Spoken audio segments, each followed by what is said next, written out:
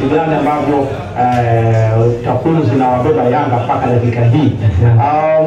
Coastal Union kwa nini hawajaadhibiwa zaidi ya hayo ambayo yapo katika dakika hii? Ni mtego gani ambao coach Lazaro ameuweka na wachezaji wameweza kufuatia kwa umakini kwa dakika hizi 45 ambapo takwimu hizi zinaonekana kama zingetimia sasa wangeweza kupata adhabu zaidi ya moja mpaka jambo la kwanza alikuwa na watu wengi nyuma katika kuzuia. Kuna watu ambao jukumu lao kwenye eneo la kiungo kina Semfuko muda mwingi kwenye kucheza kwao walikuwa nyuma kuungana na kina Lami Kilali katika kuzuia. Lakini la pili tusiache kumpongeza golikipa Gamba na amechangia kuwa na matukio haya. Sababu ukishaona mashuti 6 on target, maana yake wachezaji wenzao wote wameshafunika.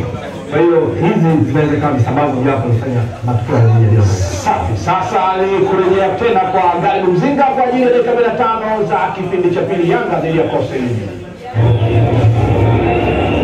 1-0. Itakuwaje kwenye kipindi cha pili? Tutashuhudia mabao mengine au mambo yatakuwa vipi? Mabadiliko hayo, Anachukua nafasi ya Khalid Aucho.